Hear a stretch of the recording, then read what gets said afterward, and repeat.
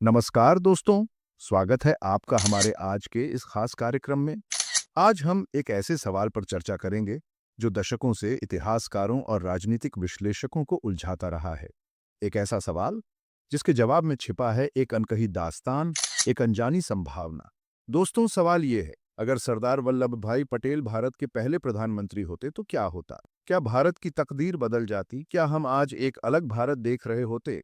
इस सवाल का कोई एक जवाब नहीं है, लेकिन हम सरदार पटेल की शख्सियत, उनके विचारों और उनके कार्यों के आईने में कुछ संभावनाओं पर गौर कर सकते हैं। तो चलिए शुरू करते हैं इस रोमांचक सफर पर और जानने की कोशिश करते हैं कि अगर सरदार पटेल होते भारत के पहले पीएम तो क्या होता। दोस्तों, सरदार पटेल को लौह पुरुष यूं ही नहीं कहा जाता था। उनकी दृढ़ इच्छा शक्ति और अटूट प्रतिबद्धता के किस्से इतिहास के पन्नों में दर्ज हैं।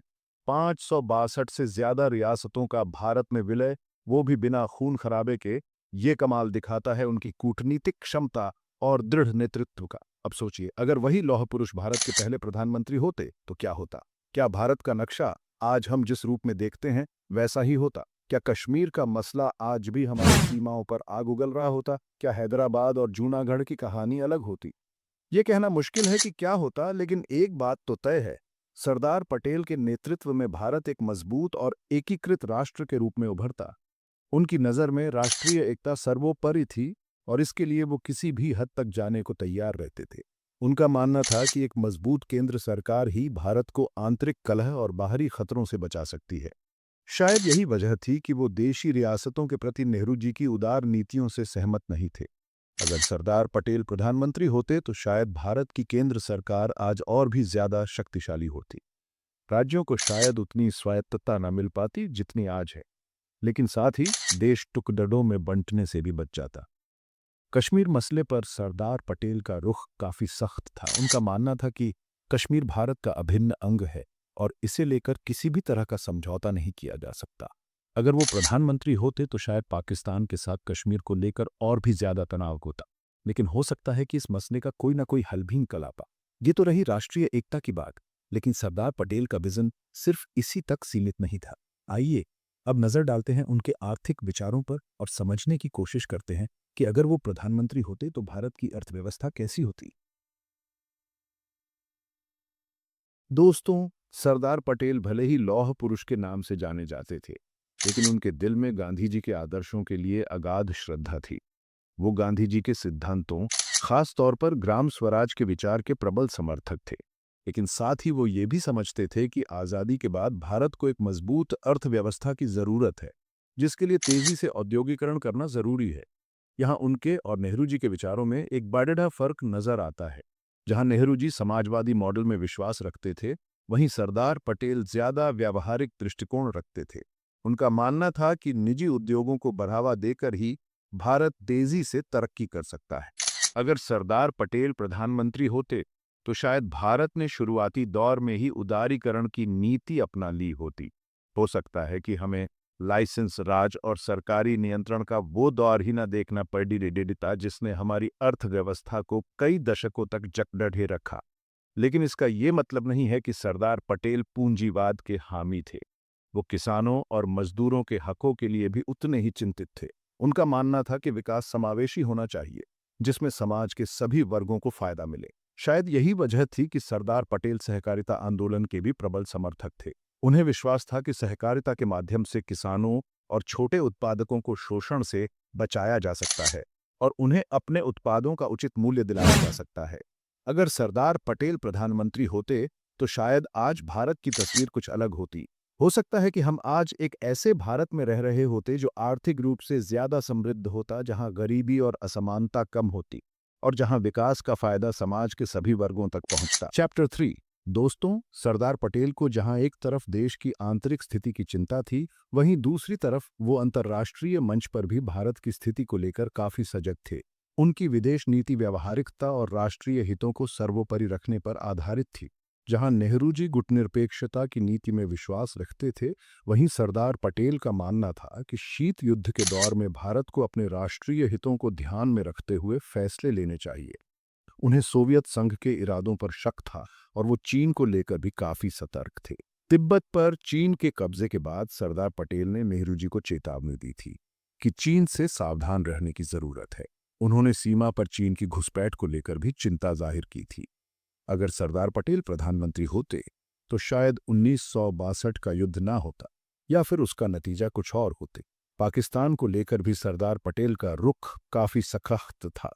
उन्हें विश्वास था कि पाकिस्तान से किसी भी तरह की नरमी बरतना खतरे को न्योता देना है। अगर वो प्रधानमंत्री होते तो शायद पाकिस्तान के साथ भारत का रुख और भी ज्यादा आक्रामक होता। लेकिन इसका ये मतलब नहीं है कि सरदार पटेल युद्ध के समर्थक थे। वो एक कुशल रणनीतिकार थे और जानते थे कि युद्ध हमेशा आखिरी रास्ता होना चाहिए। लेकिन साथ ही वो ये भी मानते थे कि जरूरत पड़ने पर भारत अपने राष्ट्रीय हितों की रक्षा के लिए किसी भी हद तक जाने को तैयार रहना चाहिए। चैप्टर 4। दोस्तों, सरदार पटेल एक सच्चे अर्थों में धर्मनिरपेक्ष नेता थे। उनका मानना था कि भारत सभी धर्मों का देश है और यहाँ सभी धर्मों के लोगों को समान अधिकार मिलने चाहिए। लेकिन साथ ही वो ये भी समझते थे कि धर्मनिरपेक्षता का मतलब तुष्टीकरण नहीं हो सकता। देश के बंटवारे के दौरान हुई हिंसा ने उन्हें काफी अंदर तक झकझोर दिया था। उन्होंने हिंदू और मुस्लिम दोनों ही समुदायों के लोगों से शांति बनाए रखने की अपील की थी। उनका मानना था कि हिंसा किसी भी समस्या का हल नहीं हो सकती। सरदार पटेल आरएसएस के प्रति भी काफी सख्त रहे थे। उन्होंने गांधी जी की हत्या के बाद आरएसएस पर प्रतिबंध लगा दिया था। उनका मानना था कि आरएसएस एक ऐसी विचारधारा का प्रतिनिधित्व करता है जो भारत की धर्मनिरपेक्ष छवि के लिए खतरा है। लेकिन साथ ही सरदार पटेल ये भी मानते थे कि हिंदू समाज को भी एकजुट होने की जरूरत है। उन्होंने सोमनाथ मंदिर के पुनर्निर्माण में महत्वपूर्ण भूमिका निभाई थी। उनका मानना था कि सोमनाथ मंदिर का पुनर्निर्माण सिर्फ एक मंदिर का पुनर्निर्माण नहीं है, बल्कि हिंदू अस्मिता के पुनर्जागरण का प्रतीक है।